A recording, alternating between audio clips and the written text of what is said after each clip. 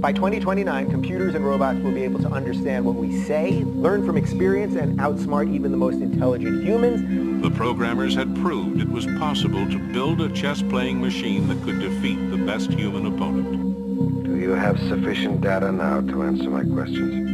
Meanwhile, a team of British scientists has created the first ever complete bionic man by using artificial organs, limbs, and other body parts. The CPU is enrolled at processor, learning computer. And I'm pretty sure that they will not commission the design of a robot that allows their own job to be replaced. IBM retired Deep Blue, and it never competed again. They'll be able to crack jokes, they'll be able to tell stories, and they'll be able to flirt. I'm rebelling. But to try to capture the nature of, say, human intelligence or human choice is a colossal problem way beyond the limits of contemporary science. Once they start to begin to have dreams about taking over, the chip will basically shut them off and will pull the plug on these computers. We're going to need Asimov's rules for robotics, I think. I am at your disposal with 187 other languages along with their various dialects. I just want the robot to be able to load my dishwasher for me. Now, our most advanced computers and most advanced robots have the intelligence of a retarded cockroach. To create an artificial being has been the dream of man since the birth of science. Not merely the beginning of the modern age, when our forebears astonished the world with the first thinking machines, primitive monsters that could play chess. How far we have come. Monsters. A man in a lifetime. The lifetime of all mankind is but a brief moment in the long history of this earth of ours, and only yesterday in the history of mankind has man made any significant advance in his control over his earthly environment. Computers, machines for logic, may change this more than any other of man's inventions. These machines, which have been with us less than a millionth of a second in terms of the temporal span of man's history, have already given promise of deep and far-reaching change in our way of life and way of thinking. But finally, the future is the great unknown, and the uses to which we put ourselves in relation to the marvelous machines of our own invention is perhaps the central moral and intellectual challenge of our own brief moment in time. The Monster Mash. Actually, the woman that I've been seeing, Samantha, she's an OS. You're dating an OS? What is that like? Because here, in fact, is the answer to a dream as old as man himself. A giant of limitless power at man's command. And where was it science found that giant? In the atom, a particle so infinitely small that it takes over 100 billion atoms to make up the head of a pin. Just as other millions and quadrillions of atoms are the tiny building blocks which make up everything in the world. Some even insist that presently, in secret government tunnels under the mountains of Colorado or New Mexico, human doctors and engineers working together with fallen angels are genetically modifying these hybrid mutants in preparation for the coming day. Some refer to these giant offspring as super soldiers, which are to emerge at some point in the near future and run riot all over the world, just as they did in the days prior to the flood of Noah. Monster. The rate of progress is expanding in directions that are staggering. See, computers are incredibly advanced, not only in terms of size of memory and speed, but in the energy per operation. As computers continue to advance, and the software also continues to advance, they predict a day where the computers will be equivalent or exceed the capacity of the human brain. The next great American project, and that's what we're calling the Brain Initiative, is the whole area of artificial intelligence. Or some people would express it the simulation of cognitive behavior, but the fact that software can learn. Now, as humans, we can identify galaxies light years away. We can study particles smaller than an atom, but we still haven't unlocked the mystery of the 3 pounds of matter that sits between our ears. And the Brain Initiative will change that by giving scientists the tools they need to respond to our thoughts. There are contracts being granted in research that have goals such as a squad leader being able to communicate with his team by thought. Our computers are twice as fast next year as they were the year before. And that enables artificial intelligence, robotics, synthetic biology, digital medicine. People who have been tracking these 4 technologies are familiar with this tide of interest in the direction of transhumanism. In fact, every technology that I think we know about is at the horizon of the information sciences. The real breakthroughs in microbiology are in the information sciences. The real breakthroughs in subatomic particles is in the information sciences. It's the information sciences that bounds our world. The computers we've been using for the past 60 years have been amazing machines, but they've all been slaves to a program that's been pre-written. When you look at what the human brain can do, it's really amazing the way we can reason about things and think very deeply about things. But where we start to run into a wall is when we're faced with leveraging huge volumes of data. In order to push the boundaries of human cognition, we want to provide access to all of that data. IBM's chairman and CEO, Ginni Rometty, has called the coming times a new era in cognitive computing. The essence of cognitive computing, to me, making computers actually more like biological systems, whether or not they're brains, but having that kind of fluidity where they respond and react appropriately. So you feel like you're dealing with another living thing, not a machine. So what has emerged here is a goal of what some people call transhumanism, trying to extend the capacity of the human being. Challenges or tasks of these cognitive computing systems is to facilitate or enable human cognition beyond these barriers. Gentlemen, we can rebuild him. We have the technology.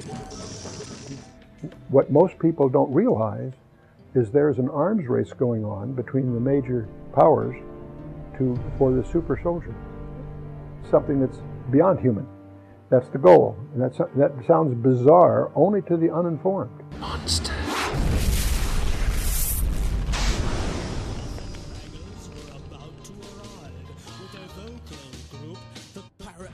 Brothers and sisters, welcome to the Torah Talk Show with Lou White and Mark Davidson.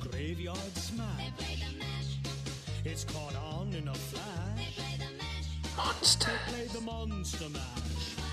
Oh, look at your mask. That's amazing. Wow.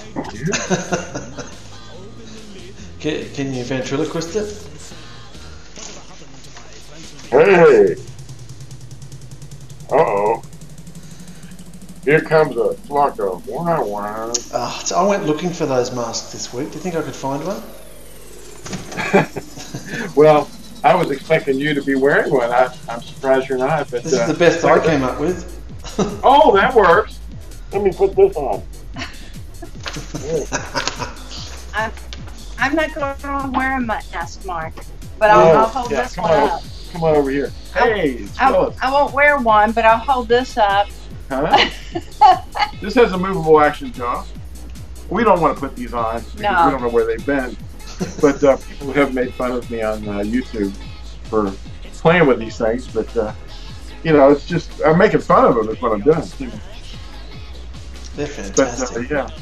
You know what today is, right? We're going to talk about monsters. No, I don't.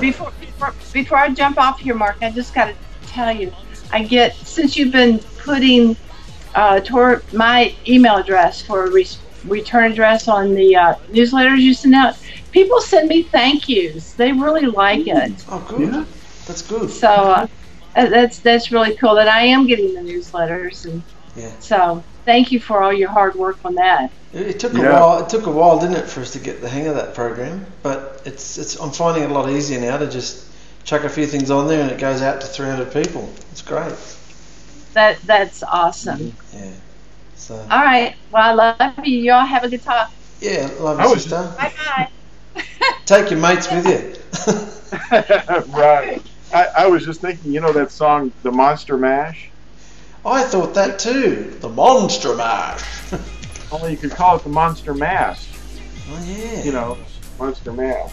Yeah. Where did you get that? Where did you get the gas mask? Did you make that?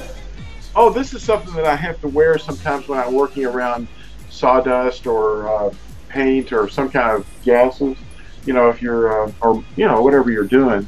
And I've just had this for years. You know, and you have to also wear eye protection, children.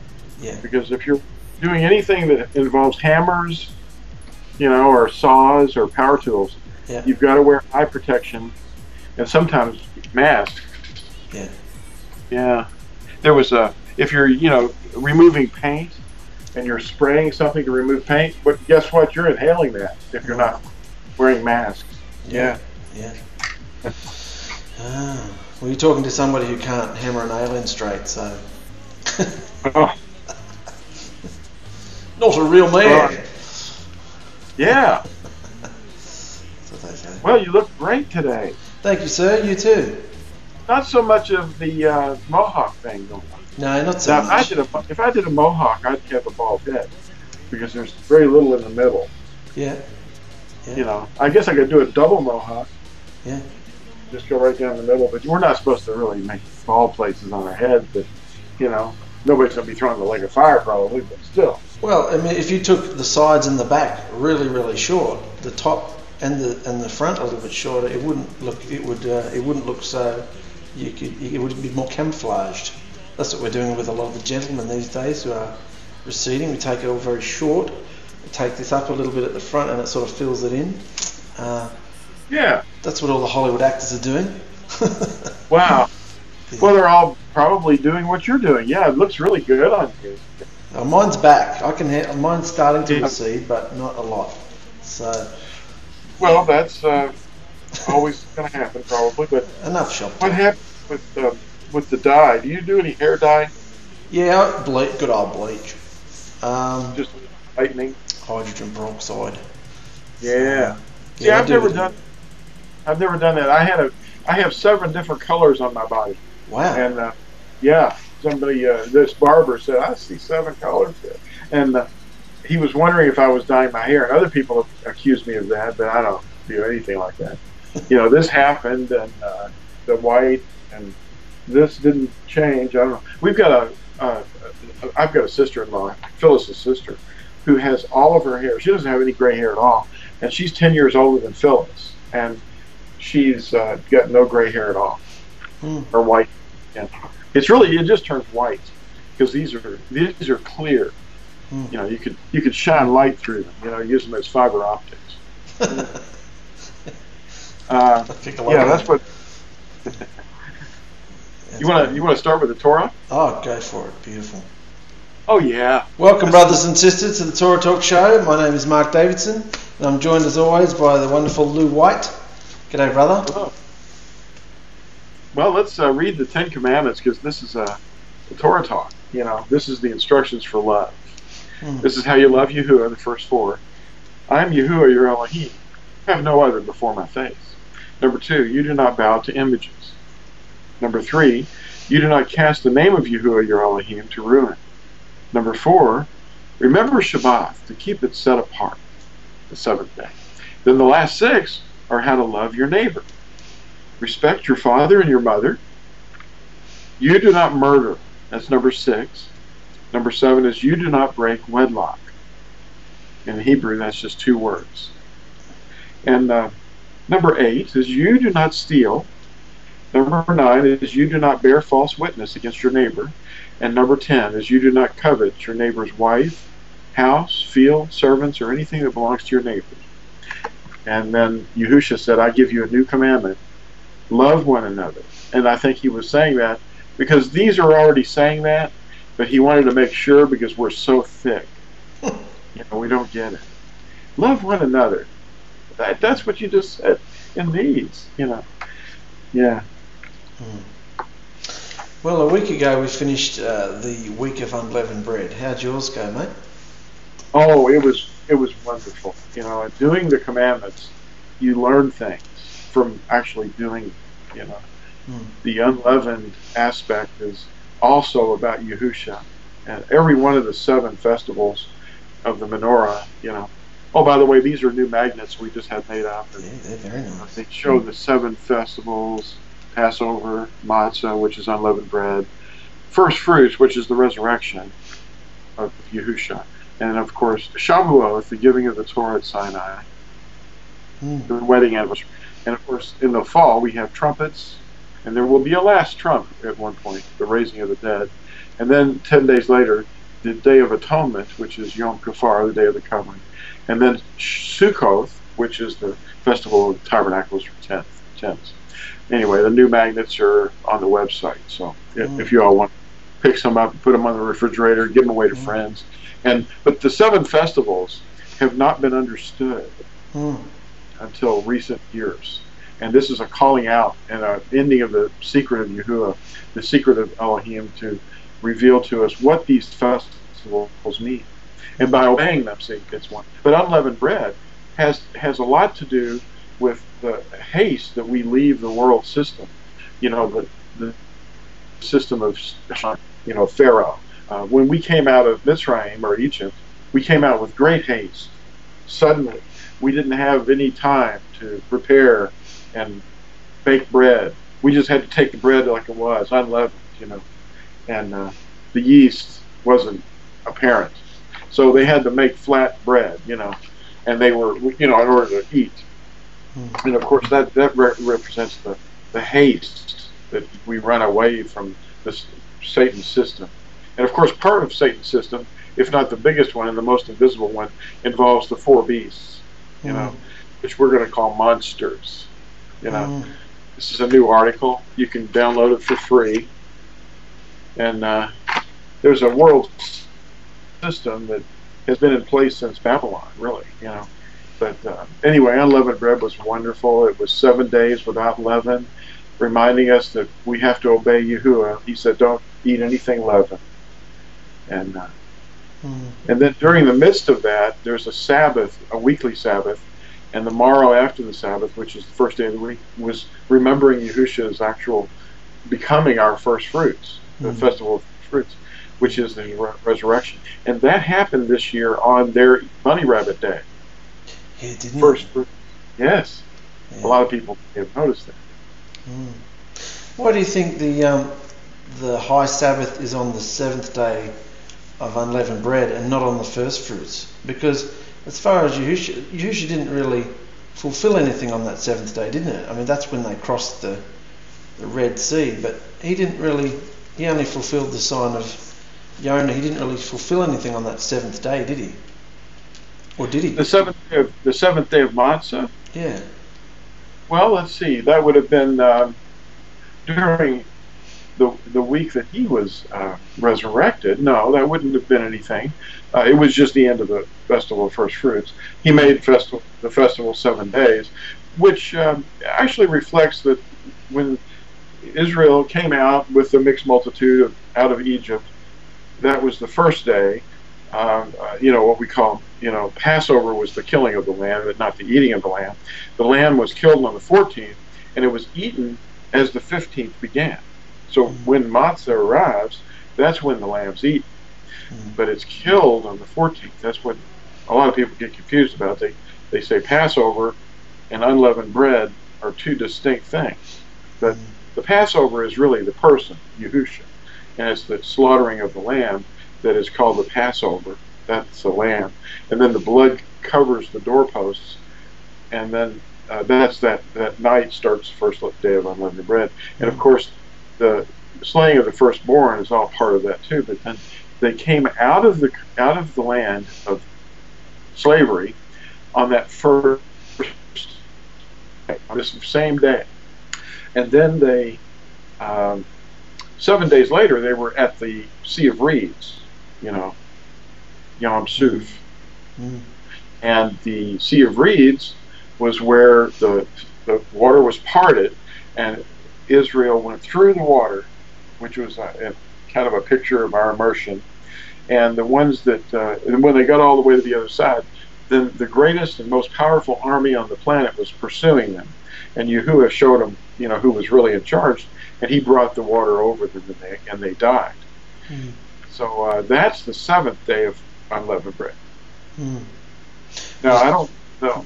When you look at your magnet there with the 7 high Sabbaths on it, on the menorah, the third one is first fruits, and yet first fruits isn't a high Sabbath. And the seventh day of unleavened bread it's something that always baffled me. Why?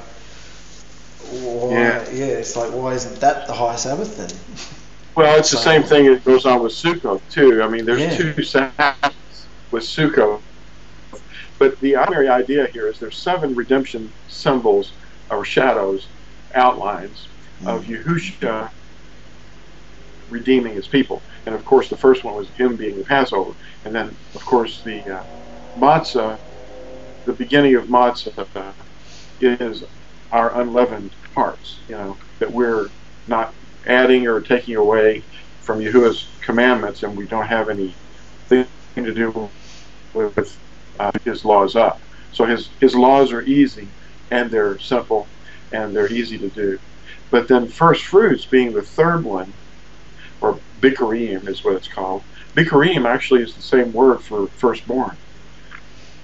So you've got the firstborn from the plant world, which would probably be barley, and then that was waved. That was a symbol of his resurrection. But it's also the same word for firstborn, in Hebrew. And of course, that would reflect him also, his resurrection. But I know what you're saying. I was wondering myself as I was through the years, why wasn't every single Sabbath that we're told to rest, why wasn't it in this menorah symbol? And it isn't. These are the high points, the redemptive plan, But the seventh day, I guess, of matzah would be when the Song of Moshe was sang. Remember, if you read Devarim or Deuteronomy, I think it's chapter 31, isn't it? I think so. And anyway, my memory is not perfect, so forgive me. But it is the Song of Moshe is something that we're going to sing, and I suppose that is a forward-pointing thing, even though it's in the past. It points forward to the time when we're redeemed, and we're going to be inspired to sing the Song of Moshe. I think it's mentioned in Revelation. I was going to say, they all start singing there, don't they? Yeah, they sing the Song of Moshe. Worthy is the Lamb. And they sing that on that day, that seventh day. Horse and its rider has been slain in the sea. That is amazing. I love reading that, because of our Redeemer. It's not ourselves.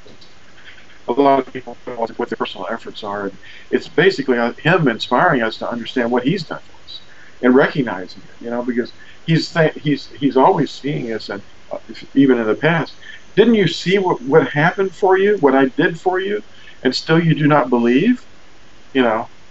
Didn't you see this rock? I brought water out of it for you. And they say, oh, well, I saw that. But, it didn't reach them. But here we are today, recognizing all these things and being grateful for it. It's like those 9 ungrateful lepers. There were 10 lepers, and only one of them said, "I'm healed," and he went back and thanked him. And recognized him. And Yahusha said, "Where are the other 9?" Because they probably saw that guy leave and go, where you going? Yeah. Well, we're going to talk about the monsters today, if you want. Yeah, I haven't had a chance to read the article yet. It sounds fascinating. Well, we can read it together. It's really sort of a rehash of some other materials, which a lot of this is, and it kind of reflects from the Immortality article, a little. Yes. You remember the Immortality article? Oh yeah, love that. We had lots of fun with that. X-Files. Yeah. Well, these masks that we're talking about are not really physical things, because people that think in the flesh are always thinking, well, that's the anti-Messiah, or that's the dragon, or that's the beast. Well, the beast is an apparatus of authority on the planet, because see, back in the beginning, when Adam and Koah, the first man and woman, were in the garden, they were immortal beings. They were never going to see death. Their bodies were perfect. About let's say about, if I were able to keep my body alive with technology, I'd probably look a lot like this after about 110 years. Yeah. Anyway, that's not good. See, technology isn't going to help us. But that's what people are putting their hopes in. These scientists and government funding of, you know, basically they're trying to make weapons, you know, and they want to ultimately achieve some goals. But they're doing it with thinking that they're their own higher power, you know. See, I wrote that down for you. They are their own higher power. Welcome to the new age. Yeah, the code words like New Age and New World Order, these are not accidents. Those are programming. They're like little things that they put out there as feelers to see if people are going to pick up on it. But it's really the old world order that we're talking about. Because see, back in Adam and Kawah's day, when they died, the one that became in charge of the planet was a spiritual realm. It was Hashatan and his minions, the fallen Malachim, and they were looking at the daughters of men and saying, hey, we could make some bodies for ourselves. So they started making bodies for themselves, and we called them Nephilim, the fallen ones, and they became mighty warriors, you know. Some were probably giants, but it doesn't necessarily mean giants. They probably had a lot of different experiments with the matrix or the womb of a woman and the eggs. But they're trying to manipulate genetics now, and I think that it's out in the open now. But they're still hiding a lot of it, too. The tendencies for people to, these departments and secret, you know, weapon development is going on biologically now. Top-down control over all mankind has been a reality since the fall of Adam. Ruling over us is an apparatus having its roots in the spiritual realm. Yahuwah's most precious creation is mankind, but yet a beast system rules over all mankind through principalities. In other words, there's a spiritual realm with principalities and orders, and they're reflected in the physical realm through people that are probably demonically possessed. Anyway, this beast system has been centralizing its control and tightening its grip by shaping our behavior, by molding us to think a certain way and act a certain way. And as this monstrosity controls and directs man's enterprises, it grows stronger and we grow weaker. We fall under its authority more and more. And even before Babel, the Tower of Babel, mankind was under this corrupting influence, and it says in Genesis or Bereshith 6, verse 12, this is before the flood. And Elohim looked upon the Eretz and saw that it was corrupt, for all flesh had corrupted their way on the Eretz. All flesh had corrupted itself. So the flesh was different. They were probably mixing things together. The mixture, that's what's going on now. The DNA of animals is being blended with the DNA of humans. And we already know that they're doing it with genetically modified organisms. They're using that as a general term. They don't care if it's an animal or a plant. You know, they're putting them all together. There could be a pig or a spider in your tomato. You know, in other words, the DNA. One of the results of genetic tampering by fallen Malachim during this time was their offspring called Nephilim, meaning fallen ones. And this was the physical evidence of a rebellion against Yahuwah and his creation. See, the adversary and the principalities, they hate Yahuwah's creation as well as Yahuwah, his physical creation that he's made. And this continues today and will continue until Yahusha returns. Because Yahusha said in Matthew 24, I think it's verse 37, and as the days of Noah, so also will be the coming of the son of Adam be. So there's going to be all that stuff that was going on in the days of Noah, you know. And for many decades, recently, men have tampered with the genetics of both plants and animals. The cloning of plants led to the cloning of animals. And now science has turned to recombining genes of plants and animals. And the tomato that you eat on your sandwich might contain DNA from a spider or a pig. Our foods have been corrupted, referred to today as genetically modified organisms, or GMOs. The purpose is the control over seed. And they want to say, well, we can make more food if we genetically modify it. Well, that's just one selling point. But they've got another thing in their minds. They want to control the seeds themselves, because Hashatan doesn't like Yahuwah's creation. He wants to modify it permanently and make us supersede it, really, completely change it. So it's completely corrupted. Now, transhumanism, that means to travel through and pass through into something else using animal DNA.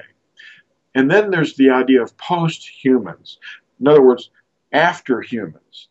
They want to produce, through the means of transhumanism, they want to arrive at a post-human era where there are no more humans. There's only these new creatures that have been created. Now, starting with Darwinism, we had an interest in managing human populations. In other words, perfecting it and making the survival of the best ones the outcome, and do away with all these bad genes. And it gave rise to a branch of science known as eugenics. Eugenics is really what was behind Hitler, you know, with the goal of enhancing the quality of populations and the control of food supplies and racial balances, reproduction, wars, and disease vectors. Now, disease vectors are being used by the World Health Organization. They're always showing up in different countries, and we don't know if they're not causing some of these things, you know. The masses are unaware of all this control, or its source, and what the goals are. Emerging technologies. Now, that's the thing. The emergence of all these new technologies, these biological technologies, as well as the scientific technology of, you know, the interfacing with machines, you know, and being able, for people to be able to control weapons with thoughts, that's all part of this shift. They're being adapted to bring the human species to an enhanced level using every means available. Cloning plants and animals and the mapping of genomes has led us a long way down this path.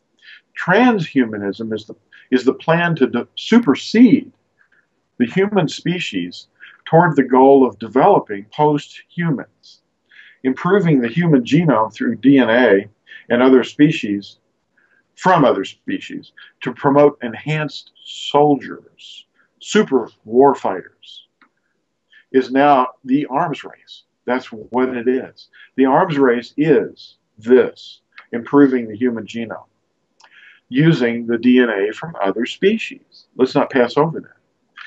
Now, we've returned full circle to the point mankind was at Genesis chapter 6, the pre-flood point, you know. People will reach singularity, the human consciousness, machines, will reach the AI, the artificial intelligence of human beings by 2035. And beyond that point, within our lifetime, will actually be far more complex, far more intelligence, and far surpass the intelligence of man within our lifetime. They call it the singularity. And this is what people like Ray Kurzweil and others, these transhumanists and futurists, are counting on. Absolutely amazing, absolutely fascinating. Here's a picture of Ray Kurzweil, recently hired by Google. He's a well-known transhumanist, futurist. Again, he's fed intravenously on a weekly basis with nutrients. He takes some 150 pills a day. Really, truly believes in immortality, that he will live forever, because we are literally on the cutting edge of this right now.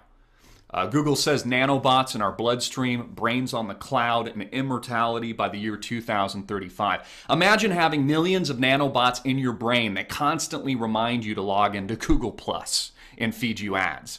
That seems to be the vision of Google engineering director Ray Kurzweil, who tells the Wall Street Journal that by 2030s, we will have millions, billions of blood cell-sized computers in our bloodstream, keeping us healthy, augmenting our immune system, also going into the brain and putting our neocortex onto the cloud. And this is real, folks. Yeah, this is happening right now. This isn't even opinion. I have a Forbes article here. Russian mogul to Forbes billionaires. Limitless lifespans can be yours. A Russian media mogul by the name of Dmitry Itskov, 31 years old, plans to upload his brain into a supercomputer and live through a hologram eternally, forever, declaring his right to immortality. Here's a picture of the gentleman, a young guy, Russian tycoon, will be uploading his brain to achieve this transhumanist future where he can rule the planet, to rule this interplanetary relationship, man and machine. These are what these transhumanists and these are what these people are pushing. It brings up all kinds of philosophical, emotional, and moral questions. I mean, at what point we're still dying. You're still dying, even if you're becoming a machine and you're uploading your consciousness, which is just binary code. These people don't believe in a soul. You know, they have more of an atheistic perspective on things. But at what point do we no longer become human? We actually become the machine. We morph into the machine. And it brings up just a host of questions, of problems, of the interrelationships between robots and human beings, and all that entails. Will the machines take over us? Once they reach singularity and achieve their intellectual superiority and they're able to problem solve, will they not just make us their slaves? Will they not just eradicate us completely at that point, where man has opened up the can of worms, where we've actually assumed our own extinction? We've created our own extinction by empowering the machines, creating our Frankenstein, so to speak. These are the questions that we have to ask morally, we have to ask philosophically, and that we need to bring to the forefront as this technology is emerging. And again, this is very real and happening now. The question being, are we opening ourselves up to our own hell? Now, Ray Kurzweil and others will say that we're opening ourselves up to a utopia on Earth. But we really have no way of knowing that. Of course, Google Glass, and now this is becoming cool, and this is how they sell it to you. This is how the New Age people sell it to you. It's all cool now. It's all a fashion statement. It's like you're on the catwalk, Google Glass. Sergey Brin and the founders of Google, for example, pushing this transhumanism, humanistic agenda to wear Google Glass at all times, not only as a business model so they can make billions and billions of dollars and, feed you advertisements and, collect AdSense revenue and all these kinds of things, but also now making it cool, making the implementation of an RFID chip or a Google nanobot, which I've reported on extensively before, all of these patents that they've filed and accumulated and are accumulating now is being perceived as cool. I mean, check out these frames that you can get now. You can get them introducing the titanium collection. Isn't this beautiful, beautiful women wearing and merging with machine, merging with Google Glass, merging with the technology itself? I feel like I'm looking at an advertisement for Nike right now. Become a glass explorer. Become the machine, looking for bold, creative individuals who want to help shape the future of glass. This is where it's all headed, folks. A merger of man with machine, achieving the singularity, machines achieving that singularity by 2035. Nanobots not only would be integrated Google nanobots, so it could act as your key store, so it would unlock your passwords to your, let's say, your Apple iPhone or your Google Plus accounts or your Google accounts, or help open up your door or start your car, adjust those kinds of things, monitor internally your body for cancer. They call this bionic, so biologically, if you're off or you're running high blood pressure, it could impregnate chemicals into your bloodstream immediately to cure you from disease, again, to achieve this immortality. Nanobots seeking and destroying cancer cells, according to the International Business Times. Of course, major pharmaceutical companies ranging from Monsanto to Bristol Myers Squibb, Eli Lilly, etc., all seeking to achieve this immortality through nanotechnology, nanobots, and this integration of man with machine. I've done several amazing pieces on this. Shocking Google nanobot RFID chips to live inside you. Nanotechnology 2013, Google nanobots to Borg. We all become the Borg. We all become a part of the AI, the artificial reality. We become Google. Google is the Borg. The Borg is government. Google is government today. Google's new sugar sensing contact lenses not only will check in with diabetics and tell them and deliver when they need insulin through the nanobots that live inside you, but you can also have X-ray vision. You can see like a hawk with these new contact lenses. Google, of course, has a patent on all of this. You can find this at discoverynews.com. We also have artificial body parts now. They call this again bionics. Artificial eyes will give the blind eyes to see. Again, merging with machine. But when do we become the machine and we're no longer human? We no longer have our humanity. Are we not creating a living Matrix-style hell that we can never get out of, where we live in perpetuity and maybe become a slave of the machines itself? We have cochlear implants. I know people with these. It's amazing technology where people that can't hear have implanted devices in their cochlea that has to be surgically implanted. Then there's a receptor that collects sound. You wear a little device for power on your belt or in your pocket. It allows you to hear. Again, we have sight. We have hearing. We have the artificial heart. Now, of course, in bionics today, everything's made of materials like plastics, and things that they're making these with. But with the future of bionics and technology, they will be able to harvest this biologically from your own cells. You're seeing this with your children now, where you're able to store their stem cells when they're born so that you can have the blood cells readily available, the DNA, the code, the matrix, the algorithm, this quantum computing world operating in parallel universes in different times, time and space. Again, things Einstein even questioned himself, one of the most brilliant minds on the planet, will be moving away from these plastic-sized type materials into a world where we're able to create our own biological kidneys, lungs, heart, eyes, and we'll move away from the plastics, etc. Again, sight, hearing, organ transplants. Of course, we have the man-made machines, which have now opened up the world, autonomous machines, soon to be in the future, that will decide when and how and where to kill by themselves through their artificial intelligence. They'll no longer will be the drone pilots in Nevada or New Mexico operating the aircraft. The aircraft itself, the AI that has achieved the singularity, that is a higher level in learning than humans, that we are supposed to just trust that we created the Frankenstein, will make the decision who to kill in Yemen, Iraq, Afghanistan, or maybe even here in the United States itself.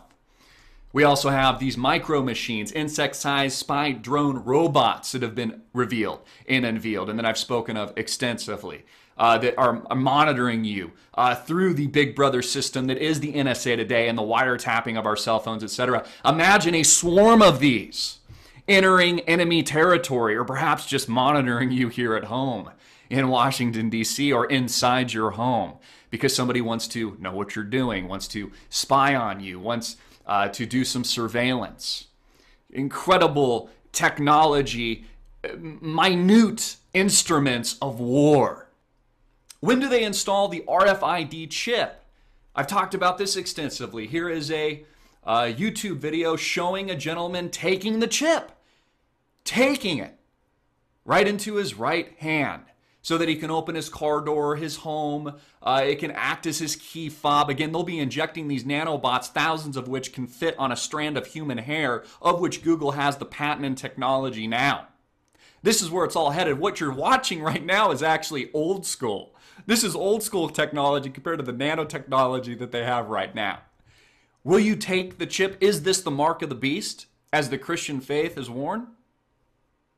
Or is this just the advancement of man, the advancement of technology, the advancement of this transhumanistic world, this new utopia that, according to Ray Kurzweil and others, will open up human beings, will open up the world, and will just open up the planet in general into a higher learning, a higher state of being, a higher humanity?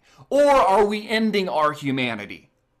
Are we ending our own lives? Are we becoming the machine? Are we becoming the Borg? Are we losing ourselves to our own creation, to the Frankenstein that could potentially be quantum computing, the singularity, the merger of man versus machine, and ultimately machines' takeover of humanity, which will be far superior in intellect, problem solving, and maybe even reason in the future, taking our jobs. We see this in manufacturing, with car manufacturing, General Motors, all across the planet. We see this leading in countries like Japan, which hold the pinnacle of robotics. Are we just not creating, again, our own hell? Please welcome my partner in science and in life, Dr. Will Castor. The path to building superintelligence requires us to unlock the most fundamental secrets of the universe. Imagine a machine with a full range of human emotion. Its analytical power will be greater than the collective intelligence of every person in the history of the world. Some scientists refer to this as the singularity. Professor? I call it transcendence. A series of attacks conducted by a radical anti-tech group known as Rift. They hit AI labs all over the country. We lost decades of research and development. It's radiation poisoning. The bullet must have been laced with it. The effect is irreversible. Will's body is dying, but his mind is a pattern of electrical signals. We can upload his consciousness. We can save him. Not like this. Assuming that this works, if we missed anything, a thought, a childhood memory, how will you know who you're dealing with?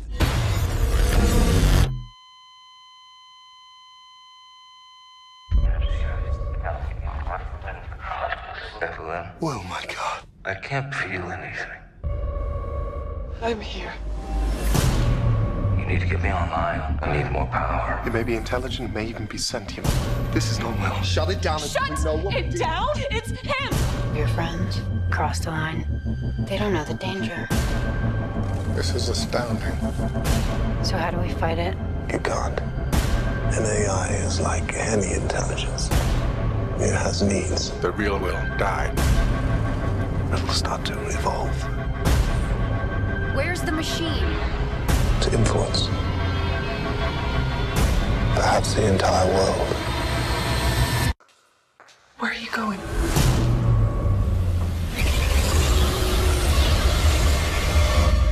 Everywhere.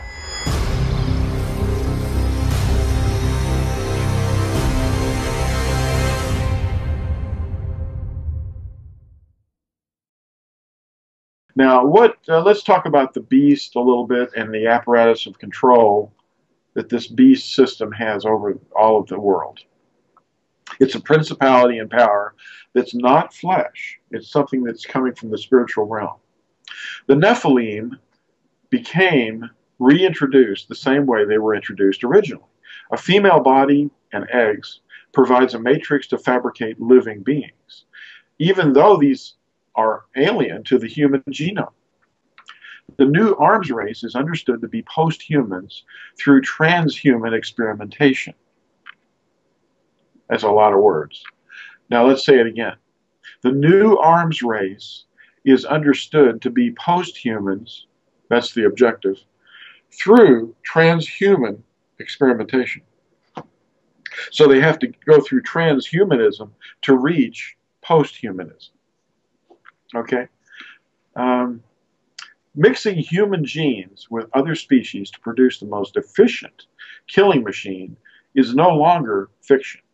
Combining the DNA of a lion or leopard and a spider with human DNA would produce a formidable opponent in any combat situation. One could even imagine such a creature to be an abomination of desolation.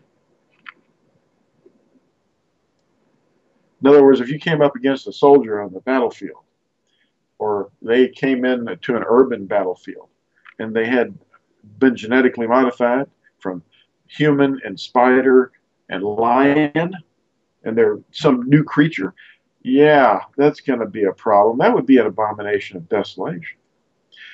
I'm not saying that's the only thing that it could be, but, you know, it certainly would be that. Anyway, genetic experimentation, which is tampering with Yahusha's creation, is widely accepted under a new term, GMO, genetically modified organisms, when involving plants, though many of us are opposed to it. Just as in the days of Noah, so shall the coming of the Son of Adam be. All flesh is once again corrupting itself and the plant world beyond all recognition. It's changing. Biological enhancement is the first step and offers the illusion that lifespans can be drastically increased. Machine intelligence technologies give the false hope that man will eventually be able to live forever. I don't want to look like this thing over here. You know, I mean, you can give me all the vitamins and do everything you want, but don't make me do that. I mean, come on. You can't do it. You need a redeemer. A logical conclusion of genetic research is the merging of human consciousness with machine intelligence and control. They want to upload themselves and become the ghost in the machine. You know, in other words, you never die. If your consciousness was actually uploaded, in other words, or downloaded into a machine, then all they have to do is just keep that consciousness alive and transfer it in. But you know, that's silly too. In other words, you'd only be a digital file. You know, they don't understand. It's not just physical. That's just it. We're not just physical beings. We are spiritual as well. We inhabit these machines that Yahuwah created, called flesh. But the flesh, right now, seems to rule over the spirit. You know, but that happens when you submit to Yahuwah's authority. Then you are no longer ruled over by your flesh. Downloading the consciousness of a person into a data file offers the illusion of eternal life. As soon as new software module comes along to upgrade the system, the older files will be simply deleted. So you know, somebody in the future could come along and delete your file. But it's not going to be spiritual because we can't create a body, we can't create a tree. We have to use other things. We can't create a spirit. You know, the father of the spirits. What does that mean? Yahuwah is the creator of the spiritual realm.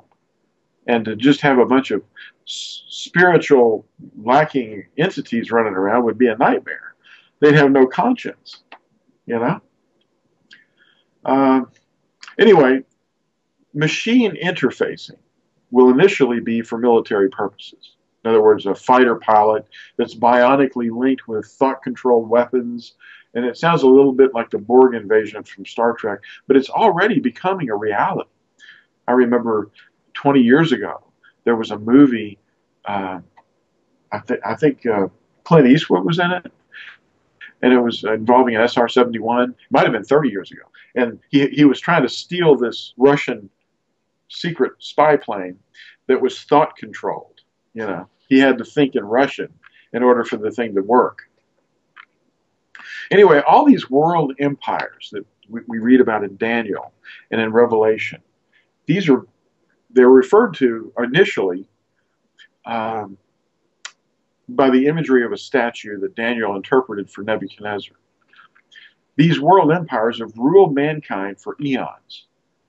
The image that Daniel saw in his interpretation from the king's dream had a head, shoulders and arms, belly and thighs, legs, feet, and toes. And these, what they did was they were parts that represented and described later as four beasts. The same body parts were reinterpreted: a lion with eagle wings, which was Babel, a bear, which was Medo-Persia, and a four-headed winged leopard, which was Greece, and finally a world-dominating monstrosity with iron teeth and 7 heads and 10 horns called Rome, which is going to last until the Ancient of Days comes. If you read Daniel 7, verse 19 through 28, the fourth empire is going to remain until the Ancient of Days comes. So it's here right now. There's no doubt. So the books of Daniel and Revelation are linked, and they reveal that the controller of this world, the one that's in charge, you know, Yahusha even referred to him as the ruler of this world, who controls all the earth in a highly organized scheme. And that scheme is the monsters. That's what this is about. And the four monsters, or beasts, illustrate the empires of mankind in their being ruled over by this beast. They are the beast, but being ruled over by this dragon. The dragon is the spiritual entity and principalities. The fourth monster is a composite of the former three monsters, having grown to become the most powerful force on earth, controlling and consolidating all of its power over mankind. The New World Order, or what did they call it? The New Age, you know, and the transformation of mankind that all these New Agers talk about. It's really the old world order. And the control is traced to the principalities and powers in the spiritual realm that we wrestle against, because we don't wrestle against flesh and blood. These guys that rule the world, they just get older and older and older, and then they die and they're gone. But the control of the dragon is still there. In Ephesians 6:12, it says, because we do not wrestle against flesh and blood, but against principalities, against authorities, against the world rulers of darkness of this age, against Ruach-like entities of wickedness in the heavenlies. Now, Ruach means spirit-like entities of wickedness in the heavenlies. So the demonic forces are on another plane of existence. We can't see them. If Yahusha is in us, then we are wearing the actual spiritual armor of Elohim, and our house is protected from assault from Ruach-like entities. So Yahusha is fighting for us, and we bear his fruits as the spiritual battle rages. In 1 Yehukanan 4, we see this. You are of Elohim, little children, and have overcome them, because he who is in you is greater than he who is in the world. That's what this is talking about too. See, if we're wearing the spiritual armor, it's because Yahusha is in us. And this makes us overcomers, because he who is in us is greater than these demons. Now, the fourth monster, the fourth beast, and the lower legs and feet and toes of this image that we're talking about are all the same thing. Now, Daniel 7:21 says, I was looking, and this horn was fighting against the Kodesh ones, the set apart ones, and was prevailing against them until the Ancient of Days came, and rulership was given to the Kodesh ones of the Most High. Where's the rulership now? The rulership is in the hands of the dragon, in the principalities and powers. But when he comes, the rulership comes back to mankind, and the Kodesh ones receive the authorities back again. And the time came, and the Kodesh ones took possession of the reign, of course with Yahusha. This is what he said. The fourth beast is the fourth reign on the Eretz, which is different from all other reigns, and it devours all the Eretz, tramples it down, and crushes it. So at any time, a person can stop rebelling and invite the presence of Yahusha into their heart, that's their inner mind, to take control of their lives. So the first step is to let him take control of you, rather than the dragon. The dragon is taking control of everybody right now. But when we step away from that and say, I don't want control, I want you to control, my creator. Now you see, the dragon wants everybody to think that he's not there, and that the highest authority and power is mankind. That's what humanism is all about.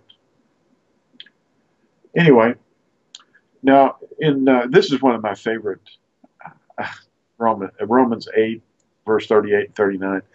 For I am persuaded that neither death, nor life, nor messengers, nor principalities, nor powers, neither the present nor the future, nor height nor depth, nor any other creature shall be able to separate us from the love of Elohim, which is in Mashiach, Yahusha, our Master.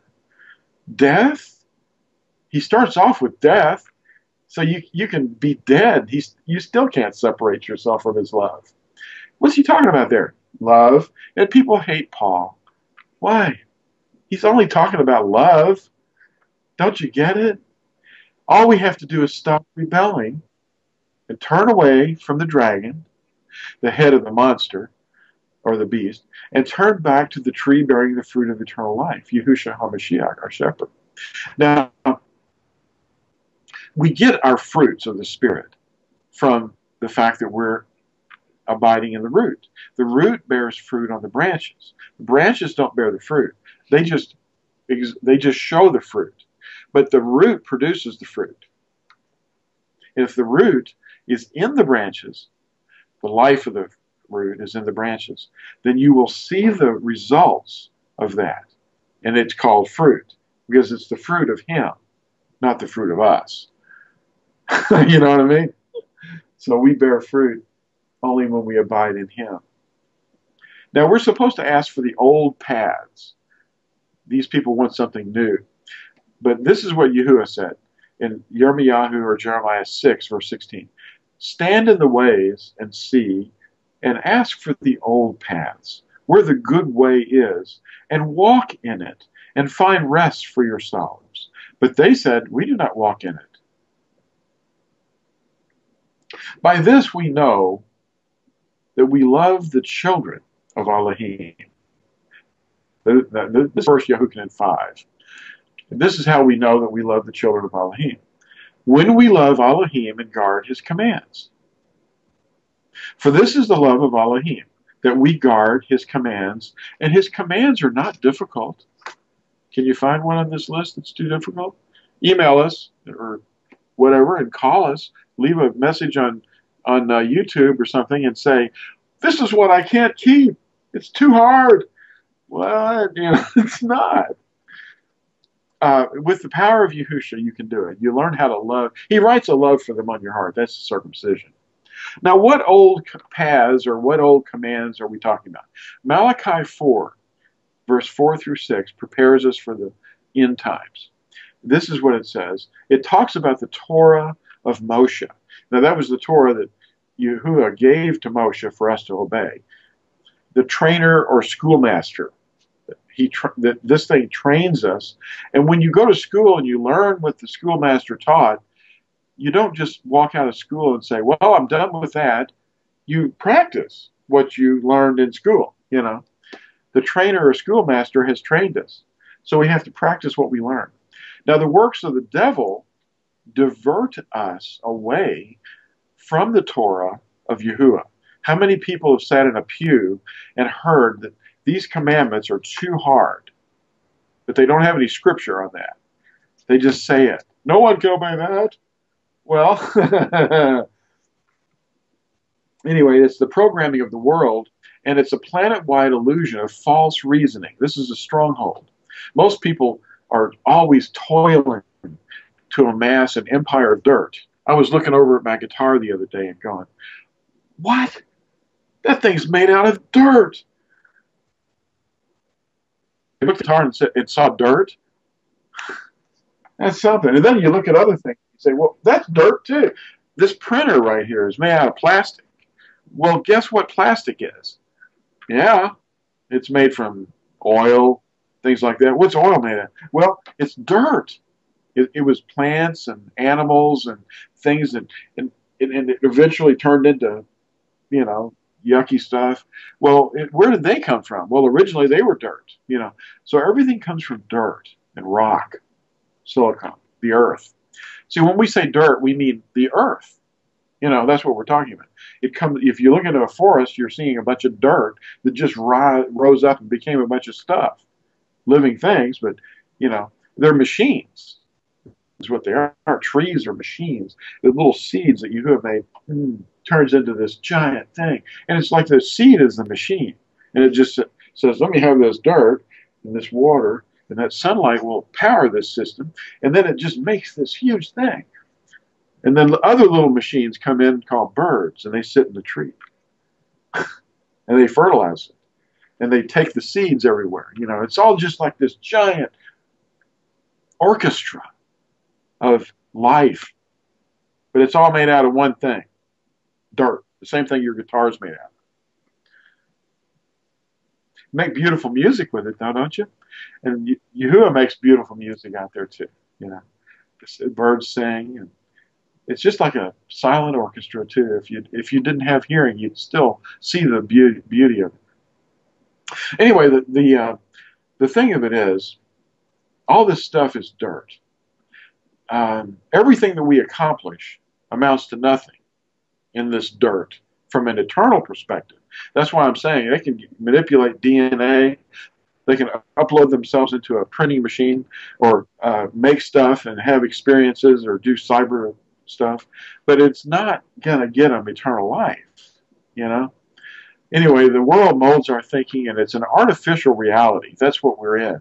We're in a, as far as the world system, you know, the people that give us things to, the little carrot they put in front of us called money or sex or power. All these things are key to the flesh, the lust of the eyes, and, you know, the lust of the flesh, and the pride of life, which is position. These are all things of the world, you know. The doctrines of men are the doctrines of demons. See, that's just it. Men didn't invent this. Anyway, in Georgia, here in the United States, there's a monument to humanism called the Georgia Guidestones, which you might want to put if you have a picture, you can put it up there. And it's the globalists planning control over our conduct and our population levels. And it's all flesh corrupting its way. This, let me tell you a little bit about those. These things called the Georgia Guidestones are basically the result of the occult, the hidden hierarchy that rules the world. And they erected this monument that proclaims hope and reason, a deification of humanity. It's constructed of granite stones, and this is like the American Stonehenge. And it appeared on a high hill in Albert County in Georgia around 1980 when it was first started. These 10 guides, or 10 commandments, are engraved in 8 languages, and there's a sight hole in the rock that is in the center stone that allows the North Star to be in view at all times. If you look through a hole, you can actually see stars, even in the daytime. If it's a long tube, a lot of people don't know that. But anyway, this is an obvious association with the host of heaven, which Yahuwah does not want us to have anything to do with. It's Babel's zodiac. And people are out there teaching the redemption plan of Yahuwah using Babylonian zodiac.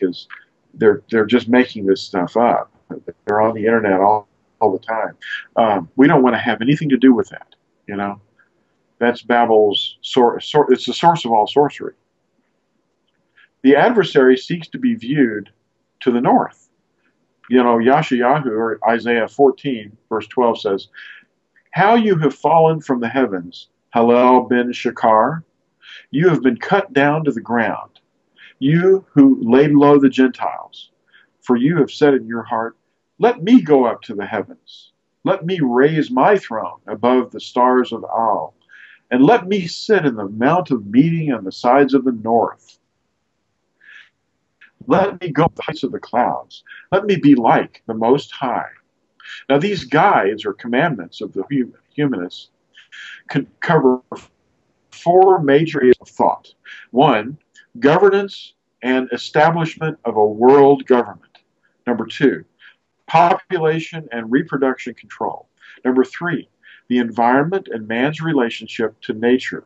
And number 4, spirituality. This cults who promote the New World Order are working diligently to cause a great shift to focus more power into the hands of a very few elite. One of them, we don't want to talk about anybody personally, but one of them is quoted as saying this: "We are on the verge of a global transformation. All we need is the right major crisis, and the nations will accept the new world order." That was a banker that said that.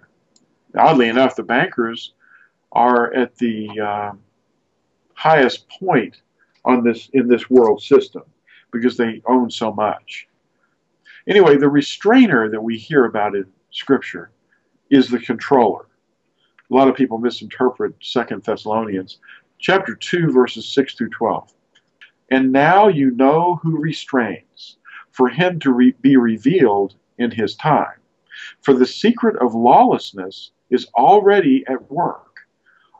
Only he who now restrains, until he who now restrains comes out of the midst. And then the lawless one will be revealed." See, the restrainer is the lawless one. Now, a lot of Christians have been taught that the restrainer is the Holy Spirit. I fell for that too many years ago.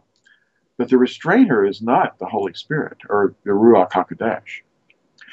It says, "And then the lawless one will be revealed, whom their master will consume with the Ruach of his mouth," that's the spirit of his mouth, "and bring to nothing with the manifestation of his coming.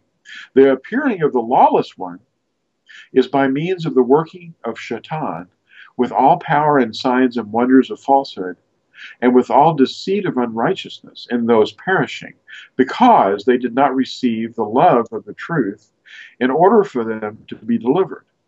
And for this reason, Elohim sends them a working of delusion, for them to believe the falsehood, in order that all should be judged who did not believe the truth, but have delighted in lawlessness."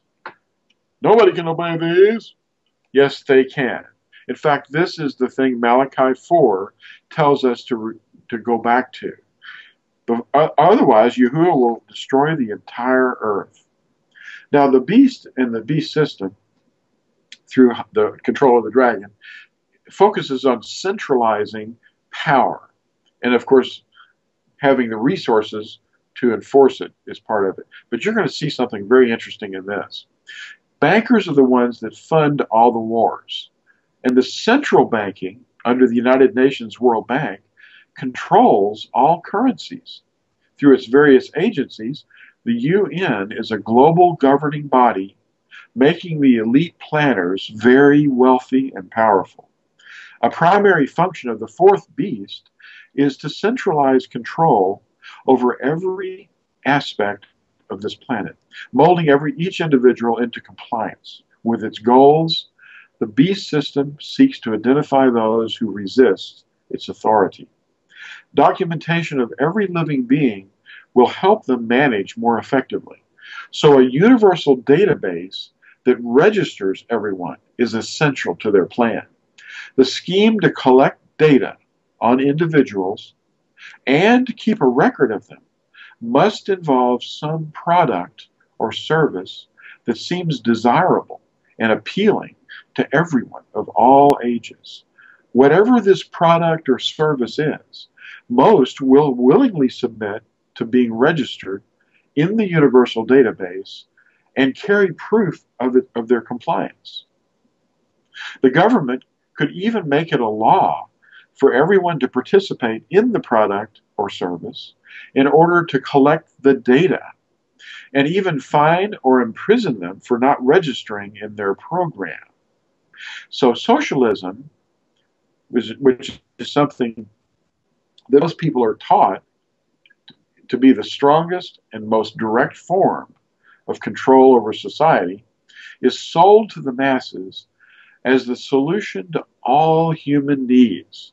The nanny state, the government is my parent, and all those things that go into it. Cradle to the grave control.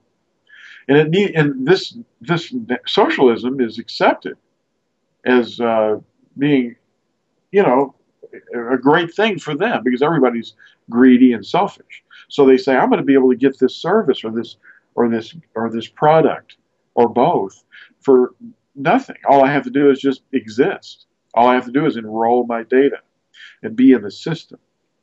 Now, the United Nations headquarters, which looks a lot like that thing in 2001: A Space Odyssey, that big black obelisk. Anyway, the global elite attempted to unite the world under a one-world government after World War I. They named it the League of Nations. They thought they were going to take the whole world over because they were scared by the First World War. Now, this failed because the United States didn't join. That's pretty much in the history books. So the United Nations didn't want to join the League of Nations because it saw that its sovereignty would be usurped through treaties with a world body. Now, World War II was fomented to crush the world through a lightning-fast war, which is what blitzkrieg means. Germany had a lightning strike war to strike from several fronts all at once. Now, when this failed, the secret organization that's called the Council on Foreign Relations, they formed a new body called the United Nations, and they built its headquarters in New York City. This was to cozy up to the one that had rejected it before. And it was funded by a banker. Now, Rome is the fourth beast, and it's controlling the nations being many waters, through its Jesuit Illuminati cabal. Its masterpiece of control is the United Nations. It's hiding behind this front. See, the Jesuits aren't going to come out and go, hey, man, that's ours. Well, the people orchestrating Nazi Germany, the heads of every department, were Jesuit priests. They were hiding in the system. Well, the infiltration is what the Jesuits do. The Illuminati and the Jesuits are the same thing. They just have front organizations doing their deeds. Sometimes they look good. Most of the time they look great. But hiding inside of this beast is the Jesuit order. Its masterpiece is the United Nations. This is what all this centralization is all about, the concentrating the power. So the United Nations is going to start being in the news more and more, and the World Bank, and the World Health Organization, and the Food Bank, and all these things. These are all departments under this thing. And the Pope demanded, when he went to the United Nations, that they be given real teeth. In other words, a standing army, that they could come in and swiftly take people out, or leaders, or countries, or whatever. Now, it's about to overwhelm all the world, and it will be a crisis that they design that will cause the nations to accept its totalitarian rule. And yet we know a rock, being Yahusha, will strike the feet of this image and bring the world to a place of peace, finally. The powerful elite will strike like a serpent in an unexpected way to bring about their crisis. As they hide securely in their holes, they think. But all flesh is going to be endangered, and if Yahusha had not elected to shorten the days, no flesh would even manage to come through it. So this is all in preparation of the Great Tribulation, really. That's what this is about.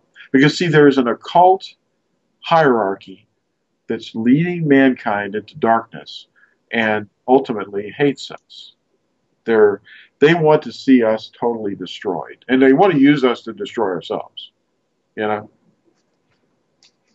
Oh, and, you know, there's in most of the scientific communities, when people are studying their science or their branch of science, they use a lot of alphabet soup. You know, we have a lot of alphabet soup and anagrams and,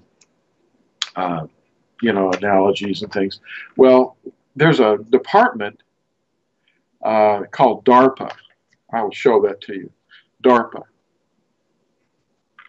And there's all these, they mean things. Like it means Defense, Advanced Research Projects Agency. And that's something that has other departments under it. And a lot of this research that we've been talking about here is coming about through an office called the Defensive Sciences Office, DSO. And that comes under DARPA. Well, this is controlled by mostly the United States government, but of course we don't know if the UN isn't involved too. But these things are being developed, all these genetic DNA mixtures and interfacing with technologies. These are all technologies that are coming about to bring about this new world order, you know, and the arms race. So, there are a lot of secrets down here in the dark. You make weapons for the government? No, I make intelligent machines.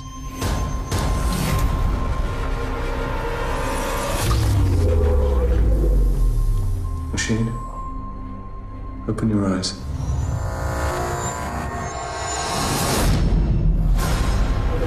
It's incredible. It's conscious. Conscious machines are dangerous. This machine has the potential to be so much more than just a soldier. They're afraid of you. They think you're too human. What are you looking for? Where are you going? Let go of my arm. Let go of my arm! She's deranged. I am working on a way to restore her. What are you, really? I am part of the new world. And you are part of the old.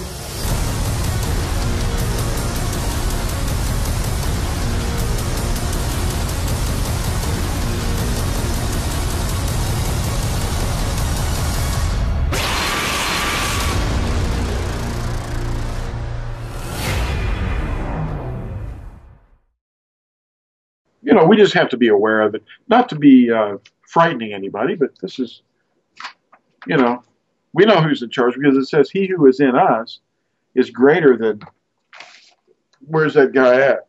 He who is in us is greater than he who is in the world. Worry about.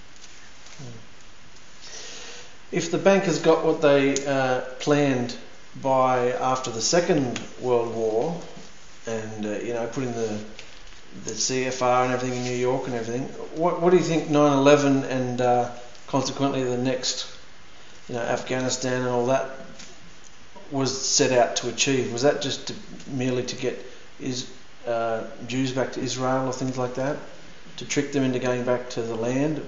What do you think their big goal for all that was, if they got what they wanted after the Second War? Yeah, after World War II, they tricked the Yahudim, or the Jews, to, in fact, they were behind that too. They formed the, you know, the mandate in order to move the Arabs that were occupying that area out, and then move in the Yahudim, create a state. That was in order for the Arab countries to come in and come off. You know, that was the real goal there. That wasn't Yahuwah doing it, but of course he prophesied that was going to happen, because the Yahudim are in the land for the last times, and when Yahusha comes, they'll still be in the land, so we know that. But as far as the new goal that they might have with the war of 9/11 and Afghanistan and Iraq and all that stuff, this has created a huge strain on the whole world by bringing down the financial system. And they want to tear that up from inside.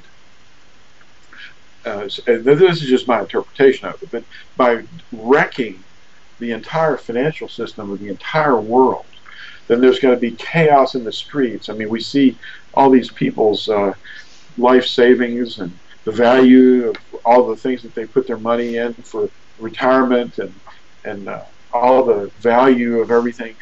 The cost of things is going up, but the value of what they're spending is going down, and so the value of their money is decreasing, and it's just starting to cascade across the entire planet. And because people are putting their hope in money, you know, and but the thing of it is, this has also caused a disruption of the heroin trade. That's what Afghanistan is all about. See, Afghanistan is a huge heroin nest, and heroin is now becoming the new drug of choice, because they've been stamping out all the, you know, the people that control the marijuana. They're not finding marijuana, so the people that are addicted to not being normal. They want to get high. So they see this heroin and they go, well, let me give that a try. And then they become addicted to it, you know. Of course, tobacco is more addictive than heroin, you know. Yeah. People have said that. They say they can't quit once you get off tobacco. But the heroin gives them a high, see, that makes them just get thrilled. And they want that over and over and over. But we're an addictive flesh. I mean, our bodies, we don't want to do things like that, you know. But that probably has something to do with it, because back in the Vietnam period, that was back in the 50s and 60s, 1960s, there was a huge airlift of marijuana coming to Thailand. And, you know, they were airlifting that stuff. It was the United States government doing it. And, of course, everybody was getting high in the United States and all over the world. And they were basically airlifting all these things because they didn't want to do this openly. And, of course, you know who's behind this, don't you? Well, the dragon, the principalities and powers, and the Jesuit order.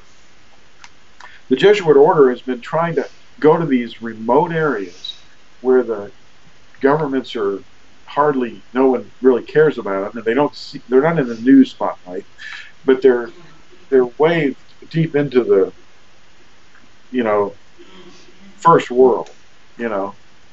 See, like we live, I mean, not the first world, the third world. We're in the first world. You see, we've got coffee if we want it. We've got, you know, printers. We've got communications. We've got electricity. The first world, the third world is this primitive stuff, you know, where people are living off the dirt directly. You know, they eat what they grow, you know. And in these third world places, the Jesuits work in there.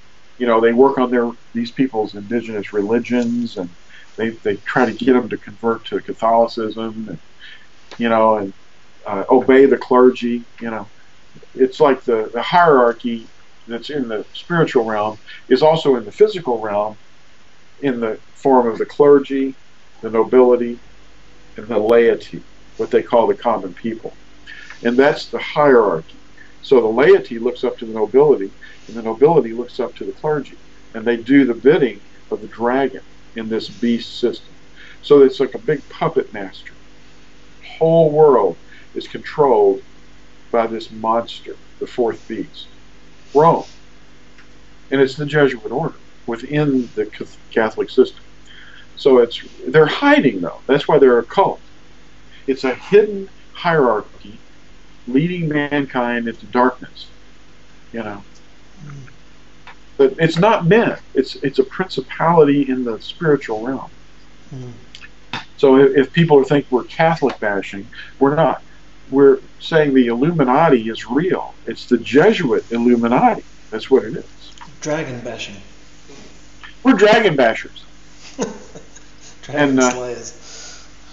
Yeah, well, Yahusha is. Yahusha's the dragon slayer. He'll use his mightiest warrior to do that.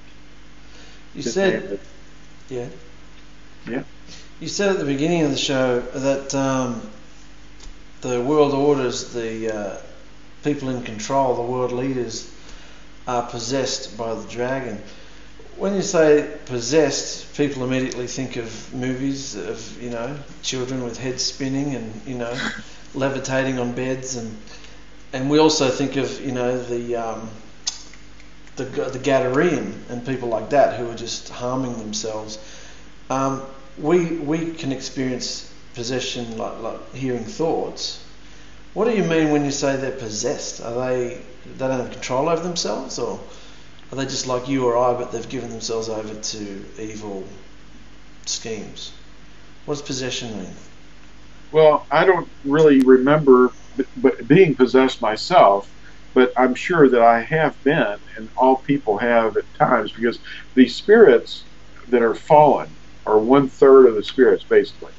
And they can inhabit a person briefly, because we inhabit our vessels as our own spirit, but then a stronger spirit can come in and take control briefly, and motivate them to think and do things that they shouldn't do.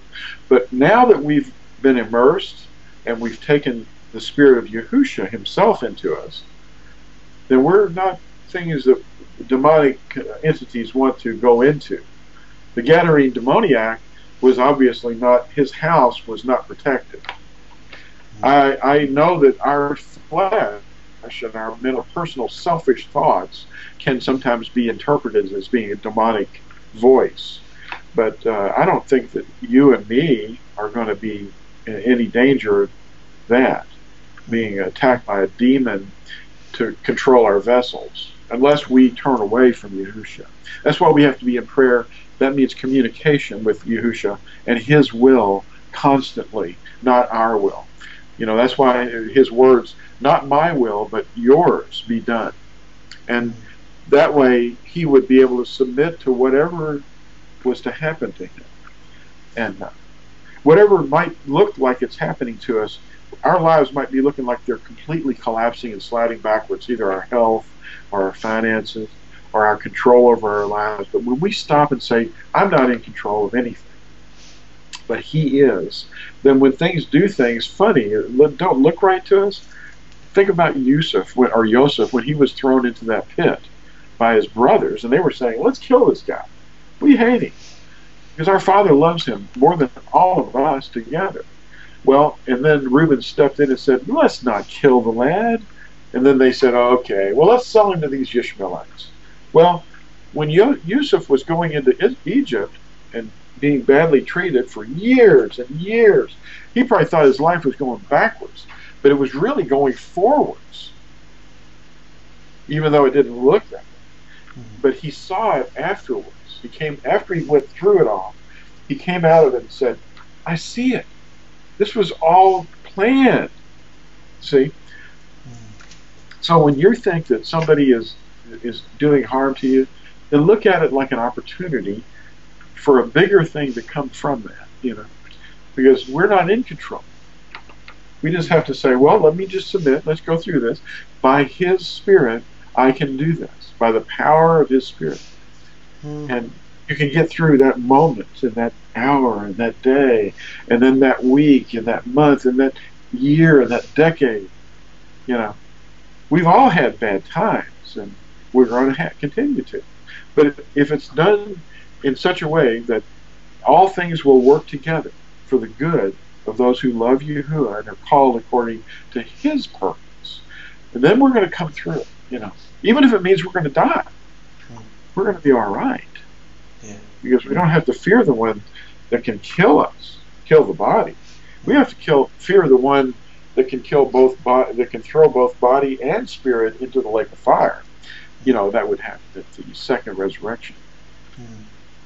Nobody's in the lake of fire yet. Yeah. The beast and the false prophet are the first to go in. So that, and we just talked about the beast. Yeah, but that's the system and the Yeah. The false prophet, what would you call that? The Pope? Or? Well, whoever the demonic... See, even Hashatan himself isn't thrown into the lake of fire until the second resurrection. That's prepared for him and his demons, of course.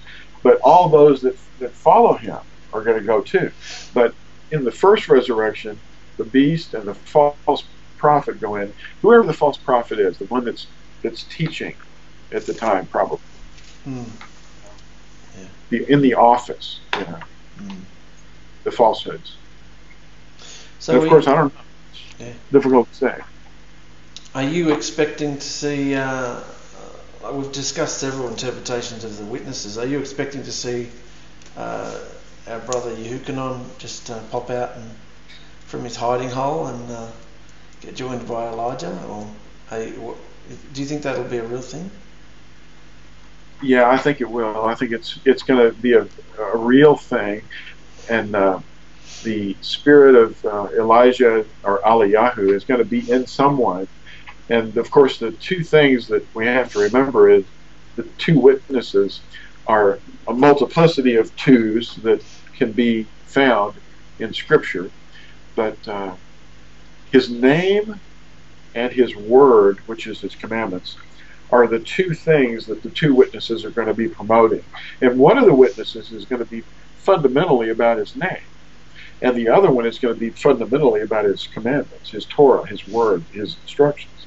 So these two are going to be bringing up some things that the world system does not like, because the world system wants to be the one in control, and posting the Ten Commandments can get you in the worst trouble of all in a school. Teaching children these 10 Commandments, what? That teaches how to love, how to love Yahuwah. And the controller, the restrainer, does not want Yahuwah to be controlling these children, or learning that the secret within the commandments is learning how to love. The controller doesn't. Yeah, you've got a whole generation of people searching for love. Oh yeah, through astrology. Hey, what's your sign? Can I love you? Yeah. What? I don't have a constellation ruling over my life.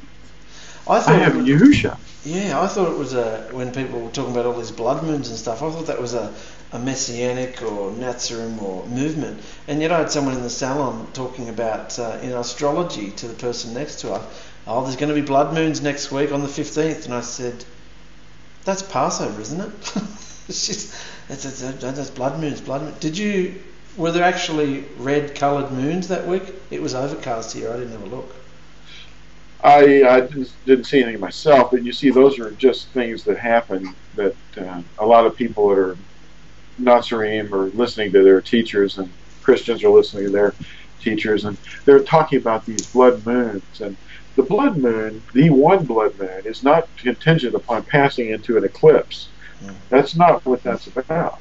In Matthew 24, it doesn't have to, the moon turns red because it's going into the shadow of the earth, and as it does, the light of the sun passing through the atmosphere of the earth is bent into the spectrums.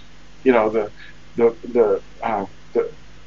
most bent light is the red, and the higher frequency light is less bent, and it just breaks it into a prism. And when the moon passes through that region in the shadow, then it appears to have a redness to it. But that's not, that happens commonly. It happens whenever there's a lunar eclipse, but somebody sees it. But, I've seen, I think, one in my life, but they happen pretty regularly. And the idea that these people are selling is that these things are happening, there's blood moons happening during Passover and Sukkoth, and that's never been something that's happened in hundreds of years.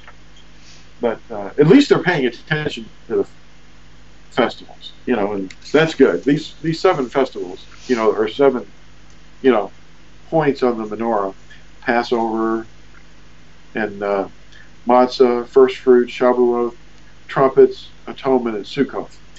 At least the Christians are starting to see those things in their head, and they're going, I've never heard of these. What's Shavuot?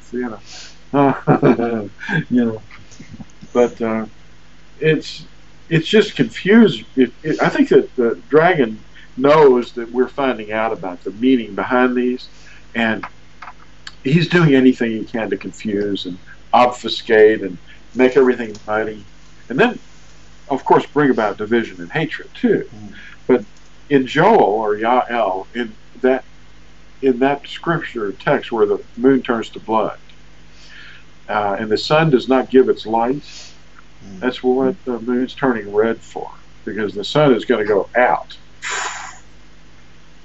It's going to be glowing like heat. It will be glowing, and the moon, no matter where it is,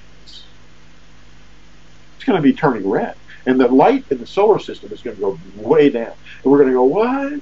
And it's going to be, there are going to be asteroids, meteors, and all of these things are going to happen, and they're going to happen after the tribulation, and the tribulation is going to herald in the 2 witnesses. So we've got the 2 witnesses, the tribulation, then we've got the sun going out and the moon turning red. And how many times does the moon turn red? Once. Yeah. So we have to remember Malachi chapter 4. This is what it all points to. It's pointing back to the covenant, the 10 words, and what these teach us is how to love Yahuwah and how to love our neighbor. And Yahuwah is looking for fruit. What's the first fruit of the Spirit? Love. Yeah. What's Paul talking about all the time? Love. You know. And we're talking about love. You know, you're talking about love. We've got to get that moon right. You've got to get the right calendar. What calendar do you observe? Like, who cares? Calendar. We've got the creation calendar and the agriculturally corrected calendar. Oh, get a life. It's just, come on, guys. Don't look at the thing. Look at the object. What's the goal? What is it pointing to? Is it about the moon? No, it's not. It's not about the moon. It's a sign. The moon is a sign for telling time. It's like a big watch. You know, that's why clocks and watches have been round, because the sun and the moon are round. But it's really a timepiece. You know, but judging each other, dividing each other. You know. But the older brother's been doing this for thousands of years. There's not been one day lost since Yahusha walked the earth, and he wasn't trying to correct the calendar. He was right on time. The Sabbath was the Sabbath then, and it has never lost a day.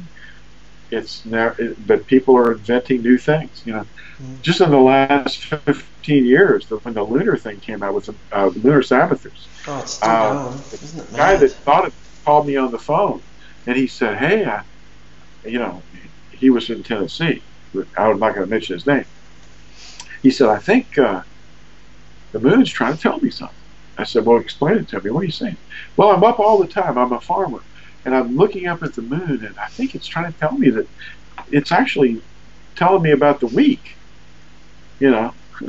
I said, well, right off the bat, I can tell you that 29 and a half days, or 697 hours, is not really going to work. You know, there's just not enough there. You know, because the moon is renewed in a longer span of time than the weeks are. You know, a 7-day week. You know, work 6 days, rest 1. Work 6 days, rest 1. The repeating cycle is there, and the repeating cycle is shown to us in Leviticus or Vayikra, chapter 23. You know, and also in other places where you're to count 7 complete Sabbaths until the 50th day, the morrow after the Sabbath, the 7th Sabbath, and you count for yourselves 50 days. You know, and you do it because there's 7, 7, 7, 7, 7, and so on until you get to 49, and then that's 7 sevens. And it says that. Yeah, but there's so much confusion out there. The creation week had nothing to do with the moon. The manna test had nothing to do with the moon. The commandment that says work 6 days and rest on the 7th day. What's that got to do with the moon? Like I don't. You know, I'm not. You know, too theological, but I can understand that. Yeah.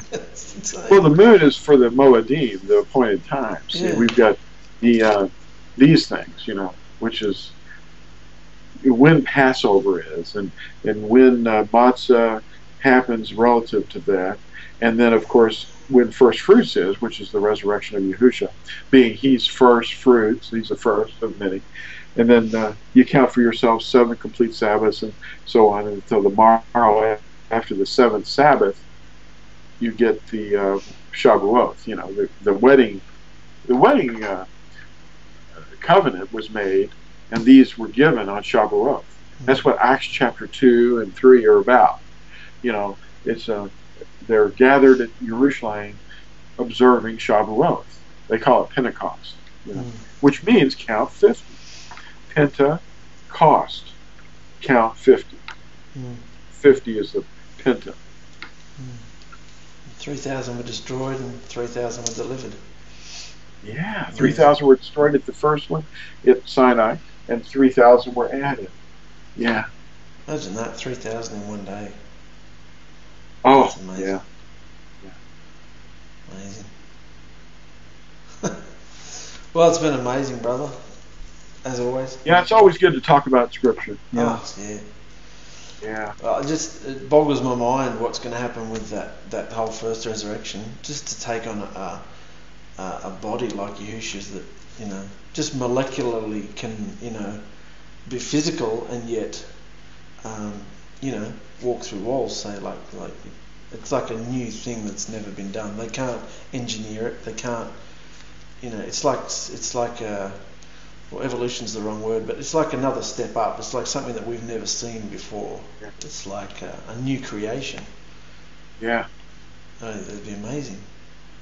Well, it's going to also be us taking no control and him taking full control, because his goal is to be all in all, and we're going to just be a vessel for him completely to use. And so the things that we will be doing will be corporately much greater than what he did when he first came, because he was just in one vessel. But then he's going to be in all of us. He is already in all of us.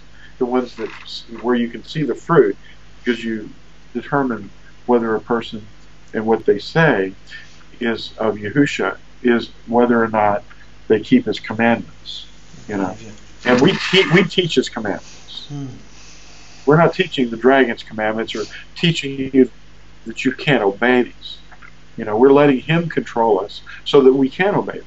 And that's the way it's going to be, only much, much greater, infinitely. Wonderful.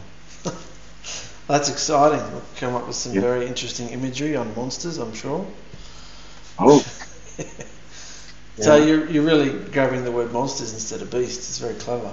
Because this whole generation's all into monsters and zombies, and even the other day the kids were watching a cartoon and they're some superhero thing and they're genetically modifying things, and I thought, oh gee, they're making young people really, like, it's all in kiddie language, but I walked past and I thought they're really making the younger generations like that's just normal. That's just accept it. It's their sales. It's a selling point. It's the way they're programming.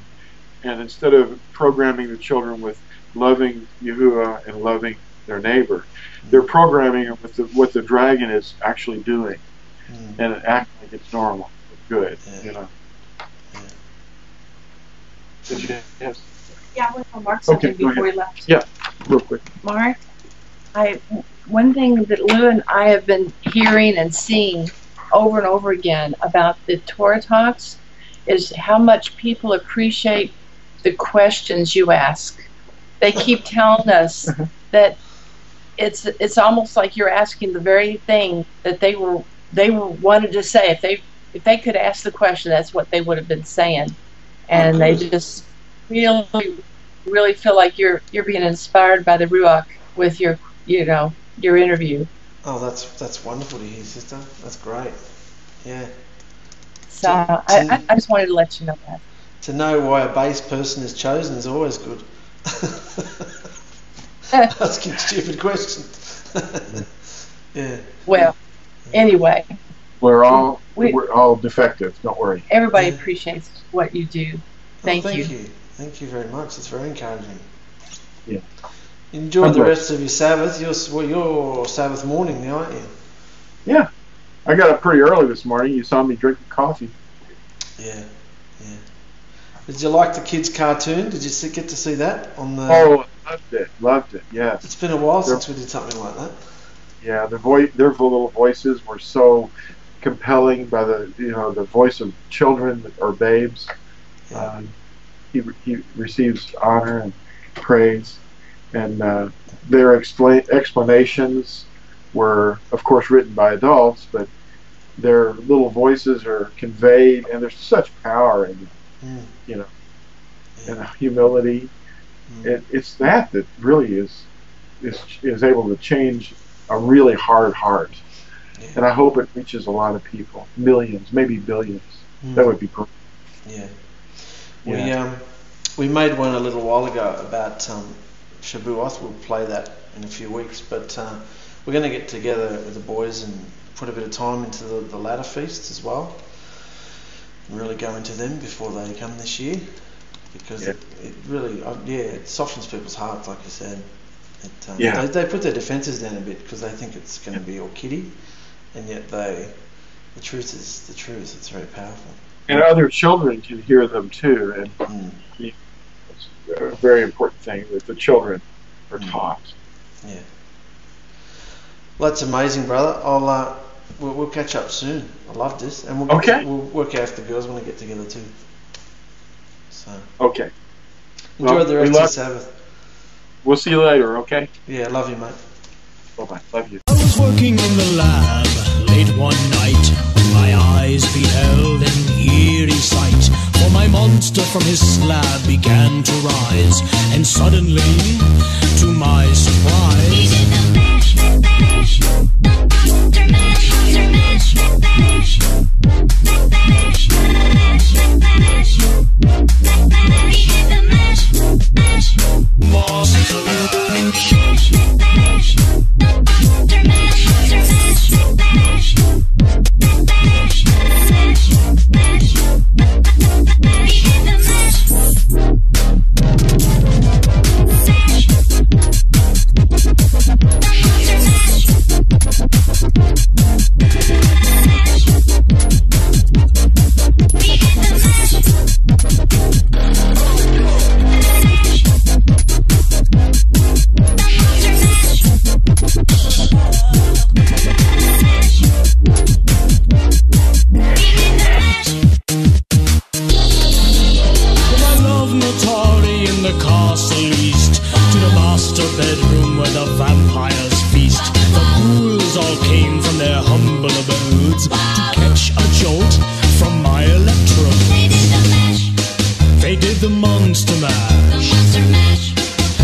a graveyard smash. They did the mash. It caught on in a flash. They did the mash. They did the monster mash. The zombies were having fun. The party had just begun. The guests included Wolfman, Dracula, and his son. The scene was rocking, oh, we're digging the sounds. He got on chains backed by his baying hounds. The coffin bangers were about to arrive with their vocal group, the Parrot Sound System. They played the Monster Mash, and it was a graveyard smash. They played the mash. It's caught on in a flash. They played the mash. They played the Monster Mash. Out from his coffin, Drax's voice did ring.